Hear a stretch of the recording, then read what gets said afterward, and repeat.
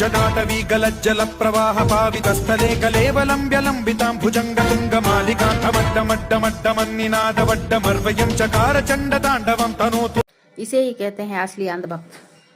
अंधभक्ति में डूबे हुए कि बर्फ अगर एक पे एक गिर जाए तो वो आकर शिवलिंग का ले लेगा और उसे ये लोग शिवलिंग है बोल के पूजा करने लगेंगे। फ्रिज में शिवलिंग प्रकट हो गए, मतलब शिवलिंग को कहीं और जगह नहीं मिली, वो फ्रिज में बर्फ अगर गोला जमा हो गया तो उसको शिवलिंग बना देंगे और उसकी पूजा करने लगेंगे, उस पर पैसे भी चढ़ा दिए। अब आप ही सोचिए कि शिवलिंग अगर प्रकट हुआ तो उस पर पैसे चढ़ाने का मतलब भगवान पैसे के भूखे हैं, जैसे हम इंसान हैं, तो भगवान और इंसान में फ़र्क ही क्या है फिर।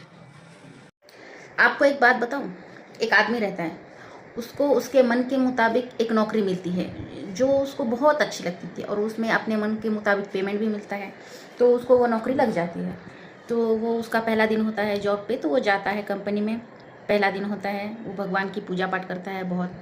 तो बॉस वहाँ का देखता है तो उसे भी बहुत खुशी होती है कि अरे हाँ, अच्छा आदमी है, पूजा पाठ कर रहा है, मेरी कंपनी के लिए भी ये अच्छा है, तो ठीक है, वो चला जाता है। फिर दूसरा दिन होता है, दूसरे दिन वो आदमी कंपनी में जाता है, दूसरे दिन भी वो पूजा पाठ करता है, बहुत पूजा पाठ करता है, बहुत देखता है। तो बॉस फिर बोलता है ठीक है, पूजा पाठ करने वाला आदमी है, अच्छा इंसान है, देखता है, फिर चला जाता है। तीसरे दिन फिर वो आता है, फिर वो पूजा पाठ में लग जाता है। फिर बॉस देखता है, फिर वो बोलता है कि ये तो कभी भी आता हूँ तो पूजा पाठ ही करते दिखाई देता है, काम तो कुछ कर नहीं रहा है, वो उस दिन इग्नोर कर देता है। चौथे दिन फिर देखता है, चौथे दिन भी वो आदमी पूजा पाठ ही कंपनी में कर रहा होता है, पूजा के भगवान आरती माला फूल बेलपत्र सब चढ़ा के पूजा पाठ ही करता रहता है, प्रे करता रहता है, भगवान आपने मुझे बहुत अच्छी नौकरी दी है, थैंक यू वगैरह वगैरह। बॉस देखता है ये तो कुछ काम नहीं करता, बॉस उसको बुलाता है, बोलता है भाई तुझे चौथा दिन हो गया, तू पूजा पाठ में ही लगा है, काम तो कुछ मेरे कंपनी में कर नहीं रहा है, तो ऐसा कर मेरी कंपनी से निकल जा, तेरे लिए यहाँ कोई काम नहीं है, और उसे नौकरी से निकाल दिया जाता है। तो इससे सीख ये मिलती है कि भगवान ने हमें यहाँ ज़िंदगी जीने के लिए भेजा है, ये मनुष्य का जो हमें रूप दिया है, ये ज़िंदगी जीने के लिए, नेचर एंजॉय करने के लिए दिया है, ना कि दिन भर आप पूजा पाठ में लगे रहो और अपना जो आपको भगवान ने कर्म करने के लिए भेजा है वो आप बाजू में रख दो और पूजा पाठ में ही लगे रहो। तो भगवान पूजा पाठ करने वालों को क्या कहते हैं, भाई तेरा इस पृथ्वी पे कोई काम नहीं, तू पूजा पाठ करने मेरे पास ही आ जा। और इसलिए हम देखते हैं कि जो जितना पूजा पाठ करता है ना, उसको भगवान उतना जल्दी ऊपर बुला लेते हैं। क्यों? क्योंकि वो भगवान बोलते हैं कि तेरा पृथ्वी पे काम ही नहीं, तुझे मैंने जन्म दिया था कर्म करने के लिए, कि नीचे जा, नेचर एंजॉय कर, आदमी का, इंसान का तुझे मैंने जन्म दिया है, तो तू नेचर को एंजॉय कर, लेकिन तू तो पूजा पाठ और भक्ति पाठ में ही लगा रहा है। अगर भगवान पूजा पाठ करने के लिए ही भेजते तो वो अपने पास ही रख लेते ऊपर, भगवान नीचे भेजते ही नहीं हमें पृथ्वी पे, अपने पास ही रख लेते कि चल तू यही मेरे पैर दबा, यही आरती कर, पूजा कर, जितना तुझे माला जपना है जब। तो कहने का तात्पर्य ये कि दिन भर पूजा पाठ करने से भगवान भी खुश नहीं होते। भगवान बोलते तू कर्म कर, मैं तुझे देख रहा हूँ, तू अच्छे कर्म करता है कि बुरे कर्म करता है, उसके मुताबिक तुझे फल भी मिलेगा।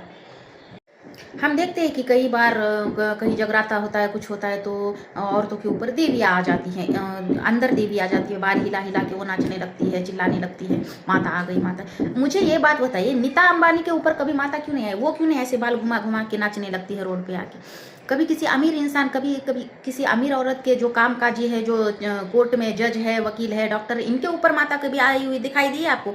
कभी भी माता गोर गरीबों के अंदर ही आती है। क्यों? क्योंकि वो गरीब है, हालत से मजबूर है, उसके पास कोई ऑप्शन नहीं है, पति से रोज मार खाती रहती है, और पति का मार खाने से बचने के लिए वो अपने ऊपर माता जानबूझ के ले आती कि देखो मेरे अंदर माता है, अब मैं माता काली, माता दुर्गा का रूप हूँ, ताकि पति मुझे रात में फिर से दारू पी के मारे ना।